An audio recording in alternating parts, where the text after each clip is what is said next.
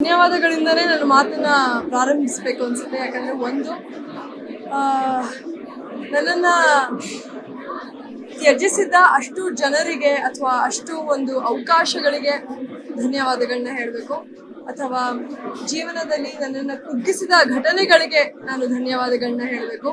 And of course ನಮ್ಮ ನಿರ್ದೇಶಕರು ಹಾಗೂ ನಿರ್ಮಾಪಕರು ಇಂದ್ರಜಿತ್ ಸರ್ಗೆ ಧನ್ಯವಾದಗಳನ್ನ ಹೇಳಬೇಕು. ಯಾಕಂದ್ರೆ ಈ ಮೂರು ಅಂಶಗಳು ನನ್ನ ಜೀವನದಲ್ಲಿ ಇರಲಿಲ್ಲ ಅಂದ್ರೆ ಇವತ್ತು ನಾನು ಇಲ್ಲಿವರೆಗೂ ಬರಕ್ಕಾಗ್ತಾನೆ ಇರಲಿಲ್ಲ. ಗೌರಿ ನನ್ನ ಪಾಲಾಗ್ತಾ ಇರ್ಲಿಲ್ಲ. ಸಮಾಜದ ಜೊತೆ ನಟಿಸುವ ಒಂದು ಅವಕಾಶ ನನಗೆ ಸಿಗ್ತಾ ಇರ್ಲಿಲ್ಲ. ಸೊ ನಿಜವಾಗ್ಲೂ ಒಂದು ಟೈಮ್ ಬರುತ್ತೆ ಅನ್ನೋ ಹಾಡು ನನ್ನ ಜೀವನದಲ್ಲೂ ತುಂಬಾ ಒಂಥರ ಹಾಸುಹೊಕ್ಕಾಗಿದೆ ಅಂತ ಹೇಳ್ಬೋದು. ಅದನ್ನ ಆ ಸಾಹಿತ್ಯನ ಕೇಳಿಸ್ಕೊತಾ ಇದ್ರೆ ನಮ್ಮ ಜೀವನಕ್ಕೂ ಅಳವಡಿಸ್ಕೊಂಡು ಒಂದು ಹುರುಪ್ ತಗೊಂಡು ಮುಂದಕ್ಕೆ ಹೋಗ್ಬೋದು ಅಂತ ಹೇಳ್ಬೋದು. ಇಷ್ಟೊಂದು ಜನ ಕಲಾವಿದರು ಬಂದ್ರು, ತಂತ್ರಜ್ಞರು ಬಂದ್ರು, ನಮ್ಮ ಸಿನಿಮಾನ ಹಾಡಿ ಹೊಗಳಿದ್ದಾರೆ. ತುಂಬಾ ಖುಷಿ ಆಗ್ತಿದೆ. ಯಾಕಂದ್ರೆ ನನಗೆ ಆಟೋ ಹಿಂದೆ ಒಂದು ಸಿನಿಮಾ ಪೋಸ್ಟರ್ ನೋಡ್ಬೇಕು ಅಂತ ಆಸೆ ಇತ್ತು. ರೋಡಲ್ಲಿ ಹೋಗ್ಬೇಕಾದ್ರೆ ದೊಡ್ಡ ದೊಡ್ಡ ಪೋಸ್ಟರ್ಸ್ಗಳನ್ನ, ಕಟ್ಔಟ್ಗಳನ್ನ ನೋಡ್ಬೇಕು ಅಂತ ಆಸೆ ಇತ್ತು. ರೇಡಿಯೋ ಅಲ್ಲಿ ನಮ್ಮ ಸಿನಿಮಾ ಹಾಡು ಕೇಳಬೇಕು ಅಂತ ಆಸೆ ಇತ್ತು.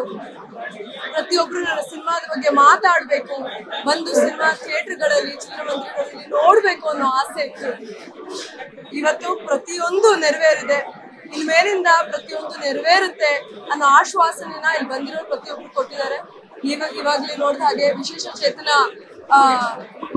ಕಲಾವಿದರ ಜೊತೆ ನಾವೆಲ್ಲರೂ ನಿಂತು ಅವರು ನಮಗೆ ಈ ಕಥೆಗೆ ನಿಜವಾದ ಸ್ಫೂರ್ತಿ. ಅವರಿಂದ ನಾನು ಕಲ್ತಿರೋದು ಬಹಳಷ್ಟು ಇದೆ. ಎಷ್ಟೇ ಏನೇ ಆಗ್ಲಿ ನನ್ನ ಜೀವನದಲ್ಲಿ ಕುಗ್ದಿರ ನಾನು ಮುಂದಕ್ಕೆ ಹೋಗ್ತಾನೇ ಇರ್ತೀನಿ ಅನ್ನೋ ಆ ಭರವಸೆನ ಇಟ್ಕೊಂಡು ಬಂದಿದ್ದಾರೆ. ನಿಜವಾಗ್ಲೂ ಅವ್ರ ಜೊತೆ ಕೆಲಸ ಮಾಡೋದಕ್ಕೆ ನನಗೆ ಅವಕಾಶ ಕೊಟ್ಟಿದ್ದ ಇಂದ್ರಜಿತ್ ಲಂಕೇಶ್ ಸರ್ಗೆ, ಅರ್ಪಿತಾ ಮ್ಯಾಮ್ಗೆ, ಸಮರ್ಗೆ, ಪ್ರತಿಯೊಬ್ಬರಿಗೂ, ನಮ್ಮ ತಂತ್ರಜ್ಞರಿಗೆ, ಪ್ರತಿಯೊಬ್ಬರಿಗೂ ಥ್ಯಾಂಕ್ ಯು. ನಾವು ಕೂಡ ಮೊದಲನೇ ಬಾರಿ ಸ್ಕ್ರೀನ್ ಮೇಲೆ ನಮ್ಮ ಸಿನಿಮಾನ ನೋಡೋದು. ನನ್ನ ಮೊದಲನೇ ಬಾರಿ ಒಂದು ದೊಡ್ಡ ಪರದೆ ಮೇಲೆ ನನ್ನನ್ನು ನಾನು ನೋಡ್ಕೊಂಡಿದ್ದು. ನನ್ನ ಕುಟುಂಬವಿಡೀ ನೋಡ್ತು. ನನ್ನ ಫ್ರೆಂಡ್ಸ್ ಅಂಡ್ ಫ್ಯಾಮಿಲಿ ಎಲ್ಲರೂ ಇದ್ರು. ಪ್ರತಿಯೊಬ್ರು ಖುಷಿ ಪಟ್ಟಿದ್ದಾರೆ. ಅಂಡ್ ಇದಕ್ಕಿಂತ ಹೆಚ್ಚಾಗಿ ನಾನು ಏನು ಹೇಳಕ್ಕಾಗಲ್ಲ. ನಮ್ಮ ಕೆಲಸ ಇಲ್ಲಿಗೆ ಮುಗ್ದಿದೆ. ಇನ್ನೇನಿದ್ರು ಆಡಿಯನ್ಸ್ ಕೆಲಸ ಅಂತ ಹೇಳ್ಬೇಕು. ಅವ್ರು ನೋಡಿ ಏನ್ ತೀರ್ಪು ಕೊಟ್ರು ಅದನ್ನ ತಗೊಳ್ಳುವ ಪರಿಸ್ಥಿತಿಯಲ್ಲಿ, ಮನಸ್ಥಿತಿಯಲ್ಲಿ ನಾವಿದ್ದೀವಿ. ಬೆಳೆಯೋ ಕಲಾವಿದರು, ಯುವಕರು, ಅದನ್ನ ನೀವು ಬೆಳೆಸಿದ್ರೆ ನಾವು ಅದನ್ನ ಉಳಿಸ್ಕೊಂಡು, ನಿಮ್ಮ ಪ್ರೀತಿ ವಿಶ್ವಾಸನ ಉಳಿಸ್ಕೊಂಡು, ನಮ್ಮ ಮೇಲೆ ನಾವೇ ಇನ್ನೂ ಹೆಚ್ಚಾಗಿ ಕೆಲಸ ಮಾಡ್ತಾ ಕನ್ನಡಕ್ಕೆ ಇನ್ನೂ ಒಂದಷ್ಟು ಕೊಡುಗೆಗಳನ್ನ ಕೊಡ್ತಾ ಮುಂದಕ್ಕೆ ಹೋಗ್ತೀವಿ ಅಂತ ನಾನು ಆಶ್ವಾಸನೆ ನೀಡ್ತೀನಿ. Thank you so much. ಪ್ರತಿಯೊಬ್ಬರಿಗೂ ಥ್ಯಾಂಕ್ಸ್ ಅ ಲಾಟ್. ಥ್ಯಾಂಕ್ಸ್.